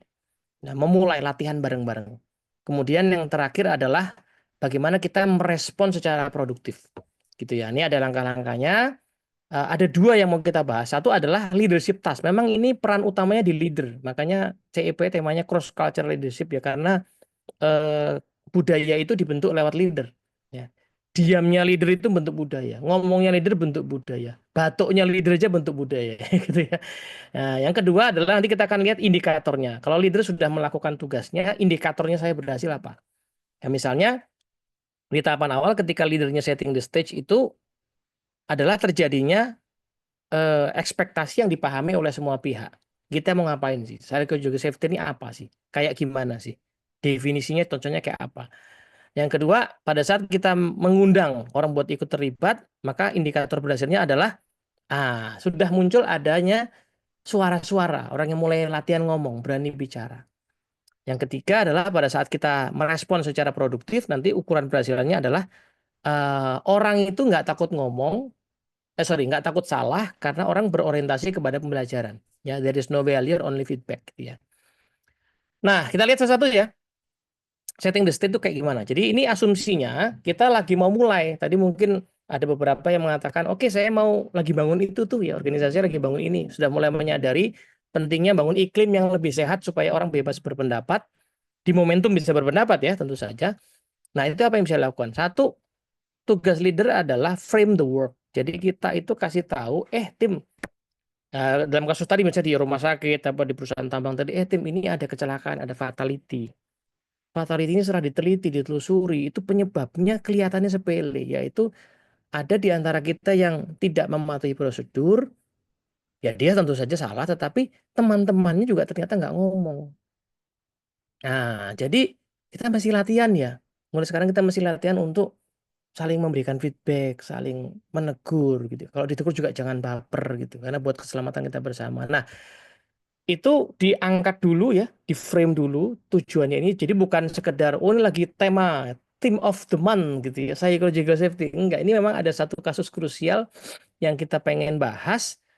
Nah, sehingga mungkin di tahapan kita nanti implementasi budaya ini, mungkin ada kegagalan, mungkin ada ketidakpastian gitu ya. Butuh kerjasama banyak pihak, itu di frame dijelaskan. Jadi butuh ada ya sosialisasi, mungkin kick off launching dulu tentang apa yang kita maksud dengan psychological safety gitu ya, sehingga orang paham apa yang dipertaruhkan sebenarnya ya, what at stake, yang dipertaruhkan apa, kalau kita nggak benerin ini tuh apa problemnya gitu ya. Nah, terutama tadi kalau di perusahaan-perusahaan yang memang ada risiko sampai fatality, atau tadi ya di organisasi yang inovatif, dilihat kita nggak menghasilkan produk yang inovatif loh, ide baru kita launching tapi ternyata ya kalah terus di pasaran loh, berarti nggak inovatif amat loh.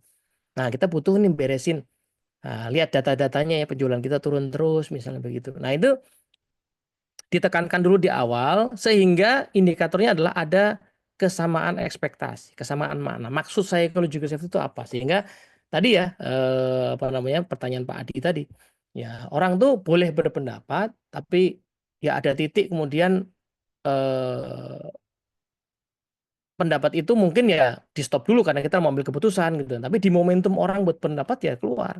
Di momentum orang harus menegur, termasuk di momentum leader harus kasih keputusan yang tegas gitu. Nah, itu yang disamakan dulu definisinya gitu ya. Nah, ini yang pertama ya, sebelum kita mulai kick off, kita setting the stage. Nah, yang menarik adalah orang itu ternyata suka ragu-ragu ya dengan usaha untuk membangun iklim psikologis yang lebih baik karena suka punya cara pandang terhadap kegagalan yang macam-macam gitu. Padahal kegagalan itu sebenarnya bisa diklasifikasi. Misalnya ada kegagalan yang preventable, ya bisa prevent, bisa dicegah gitu ya. Ada kegagalan yang kompleks, ya. Ada kegagalan yang intelligent. Nah, ini beda nih ya. Ada sebagian yang bisa di-prevent ya kita prevent. Ada sebagian yang memang kompleks, banyak pengaruhnya ya mungkin kita coba kasih antisipasinya, tetapi kita tahu itu ketidakpastiannya sangat tinggi misalnya gitu ya. Nah, ada bahkan kegagalan yang memang kita nggak tahu ini bakal gagal apa enggak. Contohnya misalnya new product design ya. Kita desain produk itu memang semua perusahaan mengakui itu kayak gambling ya. Kita udah desain sebagus apapun, sukses enggak tuh kadang-kadang kita we never know. Gitu ya, itu banyak banget. Nah, kita setidaknya ya pengen dengan psychological safety itu pengen setidaknya kita mengatasi yang ini, yang preventable. Jangan sampai kegagalan yang sebenarnya bisa di-prevent itu tidak diatasi. Minimalkan itu. Kalau yang dua yang lainnya mungkin tidak semudah itu memang ya. Nah, sehingga kita pengen nge-reframe fungsi sebagai leader itu bahwa saya tuh tidak mesti punya semua jawaban. Tugas saya tuh tidak mesti kasih order terus. Tugas saya itu nggak cuma ngasih nilai aja ke Anda, tetapi tugas saya adalah setting direction. Kalau direction sudah saya setting, tugas Anda adalah yuk kontribusi supaya kita bisa mencapai itu. Kasih input dong. Ya, saya nyiptain kondisi supaya orang bisa belajar. Itu yang tugas saya gitu ya. Jadi ada pergeseran peran di situ ya, setting the frame di situ. Nah, itu yang pertama ya, setting the frame. Kalau udah tahap setting frame-nya beres, orang sudah punya pemahaman yang sama, nah mulai nih implementasi kan ya. Jadi habis kick off, mulai implementasi, sebentar ini jam berapa ya? Udah jam 10.12 ya. Agak cepat sedikit kalau gitu ya. Inviting participation tuh artinya yuk kita mulai latihan. Apa tuh latihan? Nah ini dia. Saya perlu latihan mendemonstrasikan situational humility. Nah ini tadi mungkin sekaligus jawaban atas beberapa komentar ya. Kapan saya akan sangat egaliter, pakai istilah Mas Thomas tadi, yuk ngomong silahkan. Tapi kapan saya mesti tegas. Nah itu namanya situational humility. Ya, jadi tidak berarti psychological safety itu bicara soal saya harus mendengarkan semua hal terus, nanti nggak ada keputusan. Tapi saya belajar untuk punya situational humility. Ya. Nah, di titik ini saya perlu meng-acknowledge gaps ya. Artinya kalau ada orang yang langsung bisa ngomong, langsung confident bagus, saya kasih apresiasi. Yang ngomongnya masih ragu-ragu nggak pakai data, tadi contoh-contoh di chat ya. Ya, saya juga apresiasi juga supaya dia makin berani ngomong lagi gitu ya. Nah, terhadap orang yang belum bisa berpendapat dengan baik, itu satu sisi mungkin mereka masih harus belajar, tapi di sisi lain saya sebagai leader memang harus practice inquiry ya. Praktis untuk menggali pikiran-pikiran orang dengan cara bertanya ya, melatih bertanya dan mendengar supaya pikiran orang makin tajam gitu. Jadi pas Pak Agus komen ke saya, usulnya Pak Agus masih mentah, itu tidak saya patahkan, tetapi saya kasih pertanyaan-pertanyaan supaya Pak Agus mikir. Lalu lama-lama pendapatnya makin tajam. Minimal dipikir gini, oh iya juga ya, saya butuh cari data. Nah dia cari data, tapi saya nggak buru-buru bilang mana datanya. Nah itu kan orang jadi ragu-ragu ya. Nah, tapi kalau saya pakai pertanyaan yang sifatnya penggalian, mungkin akan membuat Pak Agus kemudian bisa berpikir lagi gitu. Nah, itu namanya practice inquiry. Nah, kemudian seringkali memang orang belum bisa langsung bicara, tapi mungkin perlu difasilitasi lewat forum-forum dulu sama guideline. Nah, ini nih, setup structure and process. Jadi saya suka kasih contoh misalnya banyak leader ya kalau di leadership training kadang-kadang curhat tuh. Mas saya tuh udah ngumpulin tim saya di meeting, minta mereka kasih usulan, nggak ada yang ngomong. Oh ya mungkin forum besar itu belum terlalu nyaman bagi orang yang belum biasa ngomong. Ya sudah mungkin dikasih struktur setup dulu misalnya gini. Kita punya forum mingguan buat kasih masukan, tapi saya amati pada belum banyak yang ngomong. Kalau gitu per minggu depan sebelum forum kita mulai, semua tolong siapin post-it isinya usulan. Nanti post-itnya kita tempel di dinding lalu kita bacain satu-satu. Nah, itu namanya apa? Forum atau proses untuk minimal menjembatani orang yang nggak berani bicara udah ada tahapan untuk berani mengomongkan pendapat. Nah, itu perlu dibuat ya skemanya. Kalau tiba-tiba orang dikumpulin town hall 100 orang, yuk berpendapat. Oh, nggak ada yang ngomong. Oh, berarti belum nyampe ke sana ya. Belum nyampe untuk sampai di town hall ngomong gitu ya. Mungkin ya harus ada forum-forum yang lebih kecil dulu gitu ya. Sehingga ini indikatornya adalah orang secara confident mengumumkan suaranya dia gitu ya. Nah, yang terakhir ya, supaya ada tempat waktu diskusi, terakhir adalah kan tadi kita invite participation ya. Orang berpendapat, kita undang gitu. Nah, pertanyaannya respon kita gimana? Lah kan saya kadang-kadang tadi tuh ya, budayanya saya masih hierarkis gitu. Saya juga masih tanpa sadar mungkin menimbulkan rasa takut psikologis ya, bukan rasa aman psikologis, itu rasa psikologis ya. Nah, saya mesti latihan untuk mengapresiasi, latihan mendengar, latihan meng-acknowledge, latihan berterima kasih. Itu nggak gampang loh. Bagi orang yang terbiasa didengarkan, itu untuk mendengar dan kemudian mengapresiasi mungkin butuh latihan. Oh, terima kasih pendapatnya. Oke, good. Nah, itu bagi sebagian orang ini nggak mudah ya, apalagi yang mungkin budayanya nggak seperti itu. Kemudian yang kedua perlu mendestigmatisasi failure. Maksudnya apa? Kata kegagalan itu kan punya stigma ya, punya persepsi yang mungkin bagi organisasi yang tadi belum safe itu negatif ya. Nah, stigma negatif itu perlu dibongkar sehingga kata failure, kegagalan itu punya nuansa positif. Dibongkar seperti apa? Ya kegagalan itu yang penting adalah tadi kata Pak Nyoman Agus ya. Kegagalan itu yang penting adalah yuk kita lihat ke depannya bisa diantisipasi gimana. Saya bisa bantu apa? Yuk kita diskusiin, yuk kita brainstorm. Jadi kalau ada gagal itu kita brainstorming. Gagal itu bukan sebagai takdir yang selesai begitu saja. Gagal itu sebagai sebuah momentum buat belajar dan bangkit lagi. There is no failure on feedback itu. Nah, yang terakhir adalah psychological safety tidak mengandaikan, saya sudah singgung tadi, tidak mengandaikan bahwa semua itu dimaklumi. Enggak, justru organisasi kalau melihat ada pelanggaran yang sangat jelas, fraud misalnya, zaman sekarang ada isu-isu kekerasan seksual, itu harus diatasi langsung, diberi sanksi. Kenapa? Karena justru sanksi terhadap pelanggaran yang jelas itu akan menimbulkan psychological safety. Kalau ada pelecehan seksual di kantor dan langsung disanksi tegas, berpihak pada korban, ketemu langsung disanksi, maka orang bilang, oh perusahaan ini mendukung ya. Kalau gitu nanti pas saya ngeliat gejala saya ngomong aja deh, say it gitu ya, ngomongin aja deh. Nah, kalau ada fraud langsung disanksi tegas, orang malah aman. Oh berarti saya itu bisa kerja yang jujur aja gitu dia. Toh ini begitu ada fraud langsung diatasi kok. Ya udah kerja lurus-lurus aja lah gitu. Nah, sehingga ini indikatornya orang itu bisa punya orientasi ke continuous learning. Orang nggak sibuk dengan berpolitik, orang nggak sibuk untuk menyelamatkan dirinya, tapi orang itu terus belajar, gitu ya.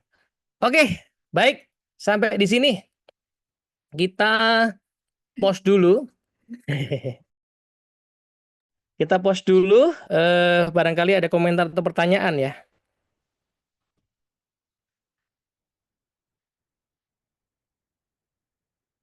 Mas, ini ada Yes. pertanyaan di kolom chat, Mas. Oh ya, oke. Kita baca ya. Ya. Bagaimana jika top leader, manajer belum menyadari bahwa masih ada gap dalam hal psychology safety organisasinya? Apa bisa membangun dimulai dari middle leader atau manajer? Ya, sangat bisa dan selalu demikian ya, Mbak Paulina ya. Saya tuh ketemu beberapa organisasi yang perubahan transformasinya dimulai dari atas, tapi jumlahnya tidak pernah banyak ya. Jadi tiba-tiba CEO-nya dapat hidayah, lalu yuk kita berubah. Itu ada tapi nggak banyak. Seringkali kita-kita nih yang di tengah, yang suka baca, yang ikut CEP gitu ya. Ya, masih tengah nih, masih cungpret-cungpret gini ya, yang belajar gitu ya. Itu tidak mudah tapi masih bisa. Nah, caranya gimana? Caranya sebelum bicara gap psychological safety, currency-nya atau bahasanya owner, bahasa manajemen itu kan duit ya, kinerja. Ya kita pakai bahasa itu dulu. Ya kan tadi itu misalnya ada kecelakaan kinerja di perusahaan tambang. Itu kita nggak usah ngomong repot-repot. Pak, Bu, satu kecelakaan itu cukup. Kecelakaan itu harusnya 0. Jadi 1 itu cukup untuk membuat. Nah, setelah kita telusuri, di riset, problemnya ada sini, sini, sini, sini. Salah satunya adalah kayaknya kita perlu bangun budaya untuk orang bisa saling negur deh. Nah, jadi kita ambil ya risetnya, kronologisnya sampai ke situ. Jadi ditarik dari kinerja dulu, dari ukuran bisnis dulu. Bahasanya leader selalu bisnis. Kalau di industri kita nggak kayak gitu, ya tadi mungkin kita ambil risiko bisnis. Misalnya penjualan produk ini ternyata nggak bagus. Nggak, setelah kita telusuri, ya memang produk kita waktu itu dalam proses development produknya nggak signifikan, ada suara pelanggan nggak didengar dengan baik, dan beberapa omongan ide-ide baru nggak bisa keluar pas kita wawancara di FGD misalnya gitu. Nah, jadi dikasih realitanya ya secara bisnis baru ditarik ke isu psikologis gitu. Nah, termasuk sekarang kenapa kok tema coaching ya? Coaching itu marak di organisasi karena coaching itu sudah banyak risetnya, direct koneksinya dengan kinerja frontliner itu sudah kelihatan. Jadi supervisor, manager, kepala cabang yang tidak melakukan coaching dibandingkan dengan yang rutin melakukan itu memang kelihatan gapnya ya di kinerja organisasinya. Nah, berangkatnya dari situ, gitu. Jadi middle memang tugasnya begitu ya. Ya. Oke, ada lain Oke, di slide mungkin gimana Mbak? saya baca. Oh ya, ini Iya. juga yang di Slido kurang lebih pertanyaannya hampir sama sih, Mas, dengan yang disampaikan oleh Mbak Oke. Paulina barusan. Oke, Ya. baik. Kalau gitu mungkin nggak banyak juga ya slide ya, pada agak Hmm, nggak biasa ya, mendingan di sini betul. ya. Oke, kita lanjutin kalau gitu Pak Yohanes Rafael ya. Apakah security itu selalu berkaitan dengan bagaimana menjaga safety dalam kerja saja atau berkaitan dengan hubungan baik dengan sesama karyawan ya? Ya, betul. Jadi hubungan baik itu ini kan menarik ya. Kadang-kadang tuh ada pembatasan definisi ya. Kalau saya satu tim sama Mbak Divani ya, hubungan baik saya sama Mbak Rifani ini indikatornya apa? Apakah kami ini nggak pernah berantem? Atau justru ketika saya tuh dengan nyaman menegur Mbak Rifani jalannya nyaman menegur saya kalau saya salah. Itu yang mana? Nggak pernah berantem apa justru yang kedua itu? Yang mana kira-kira Mbak Kalau Rifani? menurut saya yang kedua sih, Justru itu Mas. ya. Jadi kita ngomong, "Wah, ngawur Mas Dedi, yuk kamu juga ngawur." Itu justru sebenarnya menandakan hubungan kita. Nah, tapi kadang-kadang memang orang masih suka mendefinisikan pakai yang pertama, yang harmonis saja, yang nah di situ malah jadi nggak negur, nggak enak, jaga perasaan gitu ya. Nah, itu yang jadi problem gitu. Nah, psychological safety arahnya ke yang kedua. Hubungan baik dalam definisi kita terbuka menyampaikan. Tapi terbukanya ya dengan skill. Nah, ini kita nggak bahas sekarang, tapi kalau Bapak Ibu suka baca ada satu buku bagus judulnya Crucial Conversations ya. Crucial Conversation itu tesisnya adalah leader-leader yang efektif, salah satu kemampuan yang utama adalah kemampuan dia menangani percakapan yang krusial. Itu ciri-cirinya 3. Satu adalah ada emosi, lagi ada emosi nih ya, lagi marah-marah gitu ya. Yang kedua, ada kepentingan yang berlawanan, ada komplain, ada mau negur orang gitu ya. Dan ketiga, ada risiko dalam percakapan itu. Nah, ternyata leader yang efektif tuh bisa menangani 3 hal itu dengan baik. Pas diteliti ternyata ada 8 sub skillnya gitu. Jadi ternyata eh, momen yang cuman hitungan menit tadi di baliknya tuh ada skillsnya gitu. Nah, itu yang butuh dipelajari juga ternyata ya, supaya muncul psychological safety ya. Mbak Paulina syukur sangat mencerahkan menguatkan. Nah, kalau non profit apa currency-nya? Impact dari organisasinya, Mbak. Organisasi non profit misalnya apa? Badan amil zakat gitu ya. Itu kan punya target dong. Target apa? Ya distribusi zakatnya.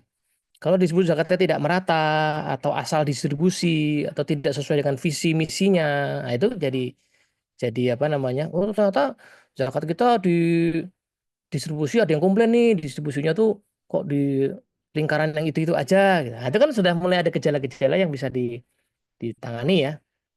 Ya kita tahu lah ya beberapa tahun lalu ada isu yang sangat besar ya, satu organisasi pengelola dana sosial yang agak besar, terus ada fraud di situ ya. Nah itu menurut saya nggak ada psychological safety, sehingga mohon maaf nih mungkin misalnya para ustadz di situ tuh ada yang nggak enak hati nih mau ngingetin Pak Joko sebagai ketua gitu. Pak Joko kayaknya kita berlebihan punya fasilitas, itu nggak enak gitu. Oh tiba-tiba udah jadi kasus gitu. Jadi non profit ya itu pasti organisasi ada indikatornya.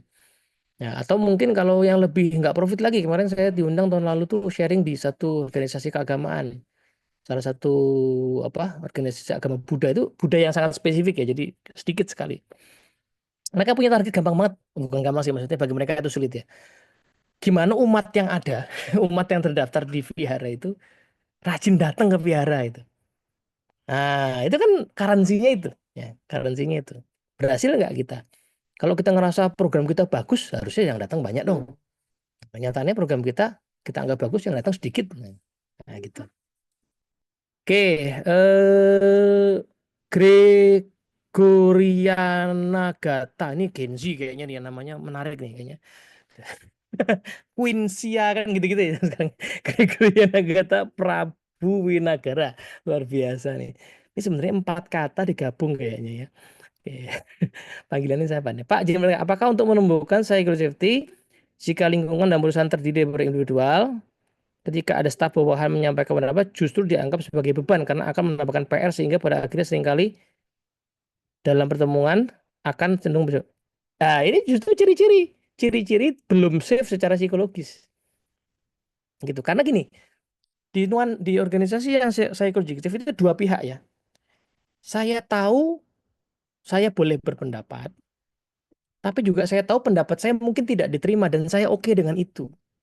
Tadi loh kata Pak Adi tadi loh. Apa tadi? Asal usul nggak apa-apa loh. Saya asal ngusul aja dulu. Tapi kenapa saya berani asal usul? Karena saya tahu ini pasti didengerin kok. Saya nggak akan wah ngawur, saya nggak akan dilempar spidol gitu ya. Tapi saya juga tahu bahwa dan saya nyaman-nyaman aja bahwa ide saya mungkin tidak diterima atau diterimanya masih nanti gitu. Tidak sekarang karena mungkin benar-benar relevan. Tapi saya usul aja dulu. Nah justru itu. Sebaliknya sebagai pimpinan saya juga nyaman bahwa pas saya kasih pertanyaan tentang sebuah topik, mungkin saja ada topik yang jawaban yang relevan. Ya, kebetulan tim saya kompeten, jadi jawabannya relevan semua. Tapi saya juga nyaman dengan tim saya yang masih baru, masih ragu-ragu, masih trainee yang jawabannya mungkin nggak nyambung gitu loh. Saya oke saja, dan saya oke juga untuk menyatakan thank you sudah berpendapat. Cuman kayaknya pendapat itu belum nyambung nih sama topik kita sekarang. Saya parkir dulu ya, saya parkir dulu ya, dan nyaman saja. Ya si junior juga mengatakan, oh ya nggak apa-apa Pak, ternyata belum relevan, ya oke lah. Jadi dua-duanya merasa nyaman gitu ya. Oke, jadi seperti itu. Justru itu titik poinnya ya. Lagi pertanyaan, Mbak Vestiana, apa batasannya kondisi tim cenderung berpendapat dikatakan jadi gimana? Apa batasannya kondisi tim yang cenderung enggan berpendapat dikatakan jadi masalah? Karena tadi kondisi itu, saya agak bingung dengan pertanyaan ini. Mbak Tiffany bisa bantu nggak? Saya agak kurang paham nih. Tapi nomor 2 dulu ya, saya berpikirnya seringkali harus berhati-hati karena perpolitikan. Oh iya, di pemerintahan nomor 2 dulu ya, kulit ya. Di pemerintahan memang kayaknya begitu ya, karena memang barangkali tadi paternalisme dan feodalismenya masih kuat, meskipun nggak cuma di pemerintahan ya. Ada industri tertentu, saya boleh sebut industrinya lah, nggak usah nyebut perusahaan.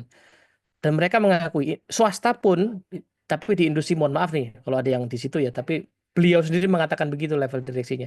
Di industri kayak sawit ya, sawit itu kan industri yang sejarahnya itu sampai zaman Belanda kan. Jadi budaya feodalismenya masih ada sampai sekarang, even leadernya udah Gen Z. Jadi si Gen Z ini harus menjadi raja di sawit itu kalau dia mau dihormati. Itu masih terjadi gitu ya. Karena ada tradisi itu. Nah, bagaimana mau dikelola? Nah, eh, tetap dari awal ya, tetap dari awal. Setting the stage dulu. Kita butuh ini buat apa? Ya kan? Ada isu-isu bisnis kayak yang memang perlu kita handle lah. Berangkatnya dari situ. Jadi selalu berangkatnya dari impact terhadap organisasi ya. Nah, yang nomor 1 saya masih agak bingung ya. Mbak Vestiana mau ngomong langsung nggak? Sepertinya ini maksudnya gini Mas, tim yang yang enggan berpendapat itu dianggap menjadi masalah dalam kondisi yang seperti apa? Karena tadi dijelaskan kalau kondisi tidak mau berpendapat itu kan memang alamiah, jadi perlu ditata. Jadi dianggap bermasalah itu kalau sudah bagaimana gitu. Iya. Jadi gini, salah satu indikator tadi kita punya psychological safety kan adanya inovasi ya. Ada ide-ide yang inovatif. Lah ide inovatif kan selalu berangkat dari ide yang mentah. Nah, ide yang mentah itu supaya matang kan perlu diperdebatkan ya, perlu ada dialog, ada dialektika kan. Tesis, antitesis, sintesis. Nah, sintesis itu kan inovasi kan ada di sintesis itu. Tapi kan perlu ada tesis dan antitesisnya ya. Jadi perlu ada perdebatan. Lah kalau setiap kali ada ide baru, misalnya saya leader, saya ngomong ke Mbak Divani sama Mas Thomas gitu ya. Ngomong, kemudian mereka berdua langsung bilang, wah setuju Mas, bagus banget itu. Begitu terus. Ini saya pasti curiga ini nggak ada psychology safety. Karena nggak mungkin ide saya yang baru saya omongin itu langsung bagus, nggak mungkin. Jadi pasti harus ada pertanyaan. Oh, kalau nanti pelanggannya gini kira-kira mau nggak Mas ya? Kalau nanti kira-kira kita implementasi di akhir tahun apa ya laku ya? Nah itu tandanya sudah ada safety karena dia berani bertanya gitu. Nah kalau suasananya diam itu kan berarti kita perlu curiga ini berarti orang nggak aman untuk ngomong karena tidak mungkin sebuah ide itu tidak punya celah untuk diperdebatkan ya. Gitu. Bahkan prosedur yang sudah settle pun pasti ada momen dia bisa dikritik. Ya, prosedur yang udah bagus sudah settle bisa dikritik. Gitu. Jadi ketika itu harusnya bisa dikritik tapi tidak dikritik, nah mungkin masih ada tadi itu jadi masalah gitu masih. Oke, Mbak Sekar Ayu. Pada setting organisasi di sekolah, saya melihat adanya senioritas yang membuat guru-guru baru merasa segan untuk menyampaikan ide atau pendekatan pengajaran inovatif. Bagaimana pendekatan terbaik dari sekolah-sekolah untuk menumbuhkan budaya saling percaya dan mendobrak sekat-sekat hierarki ini? Itu tadi kita mesti berangkat dari 3 tahapan. Tahapan yang pertama, kalau sekolahnya mau menerapkan sekolah aman ya, karena sekarang banyak ya ide kita sekolah aman, sekolah ramah anak gitu. Salah satunya berarti bagaimana guru-guru itu juga pada saat mendesain pembelajaran ada perdebatan gitu. Nah, kita mesti ngomong, kita mesti setting the frame bahwa kita pengen jadi sekolah yang visinya kayak apa. Dan untuk itu dimulai dari guru-guru yang saling terbuka, berinovasi. Nah, meskipun kadang-kadang orang tidak berpendapat itu karena mungkin wawasan juga kurang ya. Saya nggak punya ide yang cukup banyak untuk berbicara gitu ya. Referensi saya kurang. Itu juga mesti possible. Jadi secara skill saya berpendapat masih kurang tuh mungkin juga. Jadi kita perlu teliti ini apakah karena dia itu nggak ngomongnya itu karena nggak aman ya. Artinya ada idenya tapi nggak enak diomongin atau memang idenya nggak ada, kurang wawasannya itu juga possible. Biasanya orang yang baru kadang-kadang masih di situ titiknya. Maka kegiatan kita adalah kegiatan untuk nambahin referensi dulu supaya dia ada referensi di pikirannya lalu bisa diomongin gitu. Tapi dari awal bicara begitu. Yes. Sorry Mbak. Ya. Gimana? Mungkin ini juga pertanyaan terakhir ya, Mas, yang Yang lagi mana dibahas. tadi? Setelah ini mungkin kita akan Break menutup dulu ya. sesi ini. Tutup ya. Iya, Oke, siap.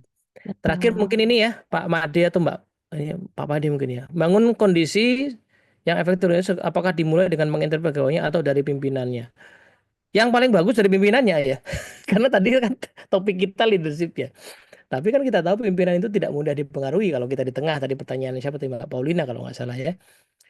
Maka minimal middle, middle kemudian karena middle tuh menarik ya. Dia memang belum bisa dobrak langsung ke atas, tapi minimal middle manager itu kan pimpinan secara kolektif dia, dia pimpinan dari organisasi yang secara akumulatif paling banyak jumlahnya, ya kan?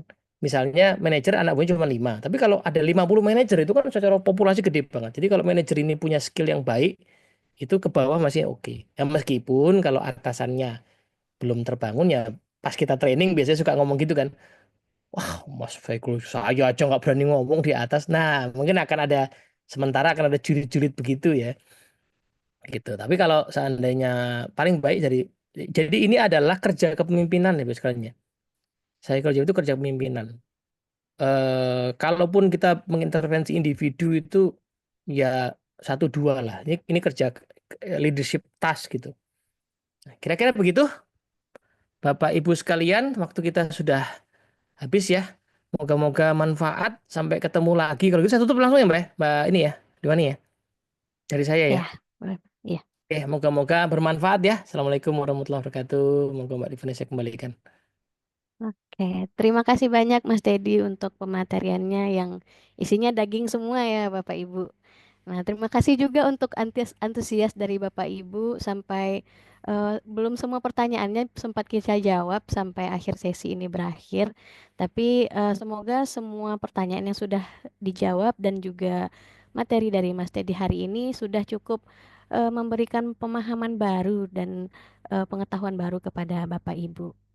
Nah, mungkin saya izin merekap materi di hari ini bahwa psychological safety ini berarti memberi rasa aman untuk bersuara di dalam organisasi dan bukan berarti menghilangkan peran leader untuk mengambil keputusan dan tugas-tugas strategis lainnya, tapi lebih kepada terbuka pada masukan dan juga opini dari semua anggota organisasi.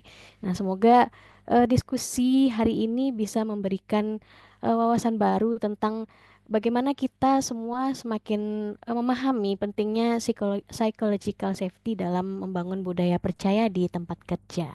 Oke, sebelum ditutup, mungkin kita foto bersama dulu untuk dokumentasi.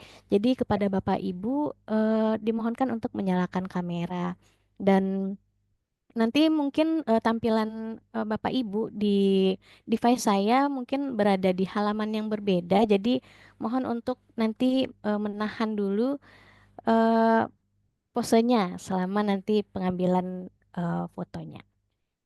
Ya, Ini ada berapa halaman? 3 kalau di saya sih. Oh ya, Tapi di nggak saya semua. ada 2 halaman ya yang buka kamera. Ya. Oke, mulai dari halaman pertama dulu ya. Senyumnya ditahan ya Mbak ya katanya ya. Iya. Oke, 1, 2. Sekali lagi. 1, 2. Oke.